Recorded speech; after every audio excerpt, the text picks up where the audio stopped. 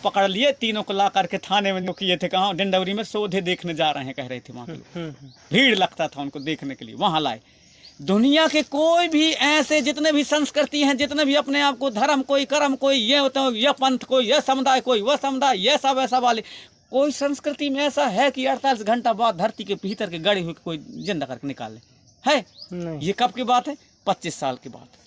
जब हम अपने आंखों से 1997 में उमरिया जिला है, उमरिया जिला के एक चंगेरा गांव है, वहां पर हम लोग देखने गए थे कि दौरी कैसे उड़ाते हैं। कहा कि वो एक डोकरा था, कहा मैं नहीं, अरे नहीं बाबा नहीं बेटा मैं नहीं जानो। कहा अरे कहा था तो नहीं बाबा तुरसे देखने से हमको दिखा देगा।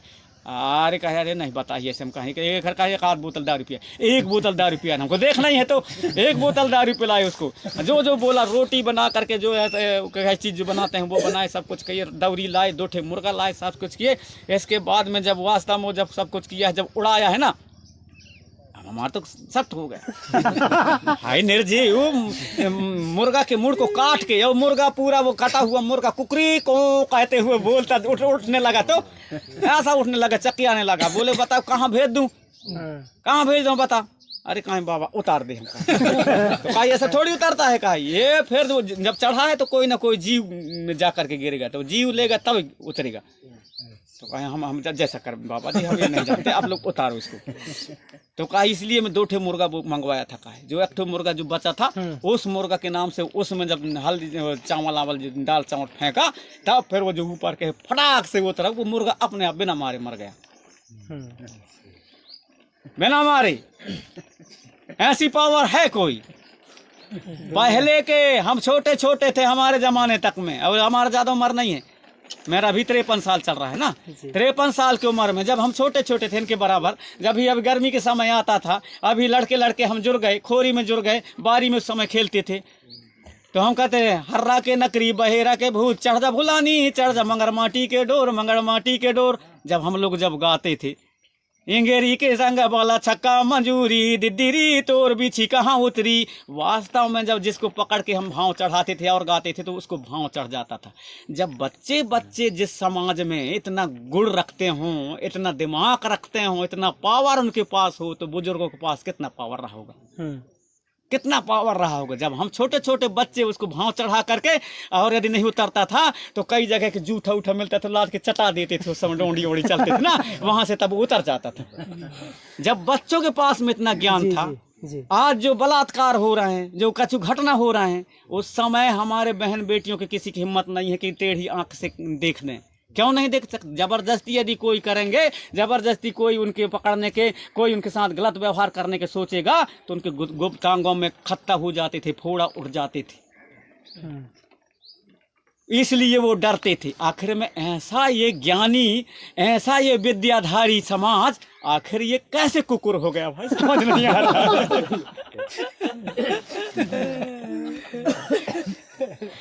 नहाने से नहीं होता जी, नहाने से शक्ति नहीं आता। यदि नहाने से शक्ति आता तो जो नहा करके रोज दिन पूजा पाठ करता है वो ज्यादा भक्ति भाव करता, ज्यादा लोगों को ठीक करता। लेकिन ऐसा नहीं होता। जब बीच ही किसी को काट देगा तो जो 15 दिन तक नहीं नहाता, भैंस चराता रहता है, उसको लाएंगे। यदि उसके पास पावर नहीं होता तो कैसे उतार देता भाई जी? वो कब भी नहीं नहाता। और पढ़ने लिखने से ज्ञान नहीं आता।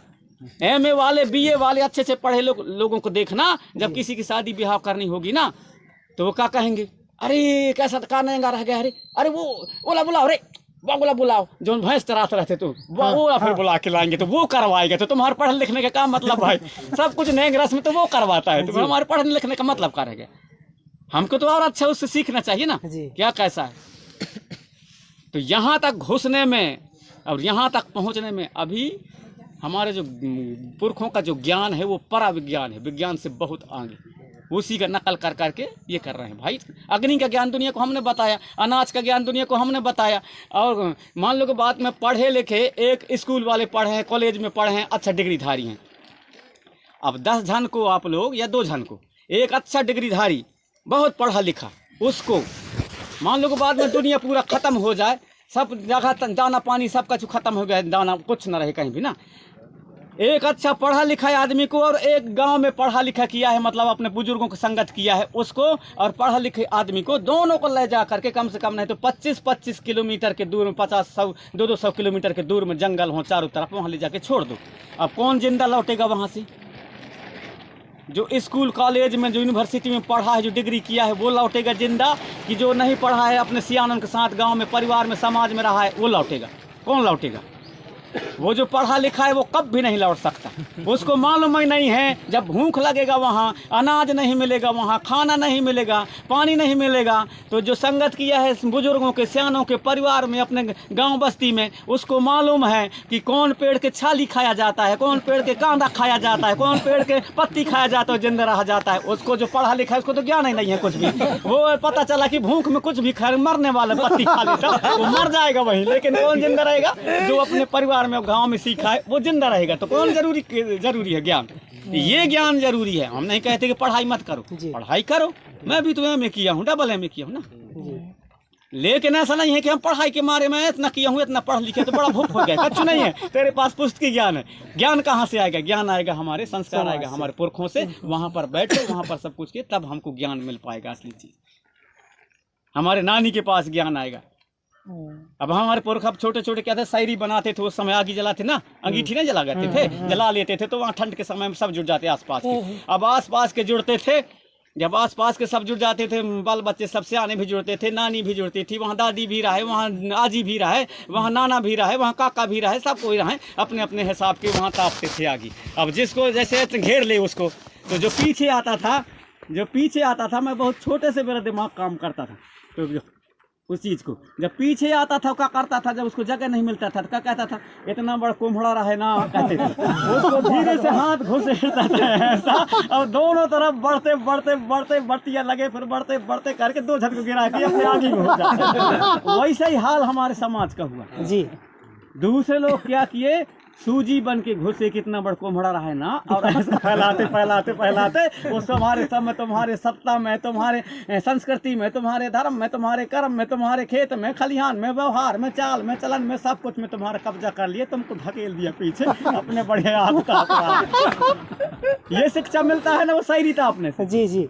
फिर उसमें हमारे सियाने ने बताते थे, किस्सा सुनाते थे, चोटिया और लोटिया रहा है ना, तो हम लोग फिर हाँ कहते थे, चोटिया और लोटिया रहा, कहते हाँ, तो चोटिया कहे चल घर बना, लोटिया कहे मैं क्या करूँ घर बना के, तो कहे पानी गिरीता कहे मैं ढोरा में घुस जाऊँ और पत्थर तरी लुक जाऊँ, यार पत्ता तरी लुक जाऊँ, तो चोटिया बना ली घर, लोटिया नहीं बना इस घर।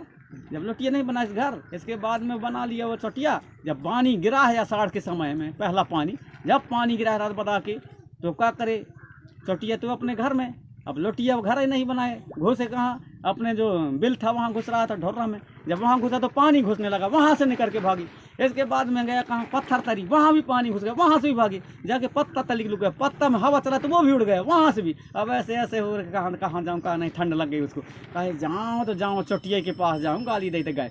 अब आके चोटिया के पास कहती है, रात भर रुकें के लाने मुँह जगह दे दी सहेली, तो कहते कैसे ऐसे, तो मैं कहूँ ना कि घर बना ली कहती, तो कही अब जब कुछ कह रही तो कह ले, लेकिन मैं रात रुके के लाने जगह दे दी। अब रात बढ़िया पता चले, ठीक है, खिलाइस पिलाइस, आगी जला के उसको बढ़िया आगे तपाइस, और इसके बाद में कह देख भाई से मैं कहूँ ना कि तेरे घर बना ली, कहते तेरे न बनाओ, अब मैं तो बना लाऊँ, आज तो मैं बना लाऊँ तो तू ही काम आइस, तो कही हाँ अब मैं भी बने हूँ, तो समझ गए हूँ आज से। तो इससे क्या वो मिलता है हमको, इससे क्या संदेश मिलता है? इससे ये मिलता है हमको कि आलसी मनुष्य का सबसे बड़ा दुश्मन है जी। आलसी मनुष्य का सबसे बड़ा दुश्मन है। इसलिए कहते हैं कि काल करे सो आज कर, आज करे सो अब पर में परलय हो जाएगी तो फिर बहुरी करेगा कब। तो जो कुछ भी करना है तो आज ही करा, और गुणवाना राज बनाना है तो रास्ता ना देखो, आज ऐसे इतना जो जितने यहाँ बैठे हो संकल्प ले लो कि हमको गुणवाना राज बनाना है, मतलब बनाना है कल के लिए आज ही हमको करना है। तो कई लोग क्या कहते हैं कि अरे अब लड़का नौजवान देखो रे, हाँ। हम बुजुर्ग हो गए, सियाने हो गए, ऐसे कहते हैं। हाँ। कभी ज्ञान कभी बुजुर्ग नहीं होता, हाँ। और ज्ञान अर्जित करना के लिए कोई सीमा नहीं है। सीमा नहीं है, मरते दम तक करना चाहिए। अब्राहम लिंकन राष्ट्रपति थे, अब्राहम लिंकन एरोप्लेन में सवारी कर रहे थे, तो सवारी करते करते मतलब कहना चाहिए जो एरोप्लेन है, जो हवाई जहाज़ है, उसमें इंजन खराब हो गए, वो पूछता हुआ मतलब पेपर पढ़ रहे थे अब्राहम लिंकन। भगदड़ मच गई पूरे ट्रेन में और वो आराम से पढ़ रहे हैं अब्राहम लिंकन जी। तो पास वाले बोले सर पूरा जो है कहना इंजन खराब हो गया और सब भाग रहे हैं इधर, आप पूछता है पेपर पढ़ रहे हो आराम से। तो बोले जब गिरेंगे तब मरेंगे ना, लेकिन जब तक जिंदा है तब तक तो कुछ अध्ययन कर ले, पढ़ ले। जब तक जिंदा है तब तक तो कुछ पढ़ ले। ऐसे होते चक्कर खाते खाते दूसरे इंजन चालू हो गया, तो फिर वो बच गए।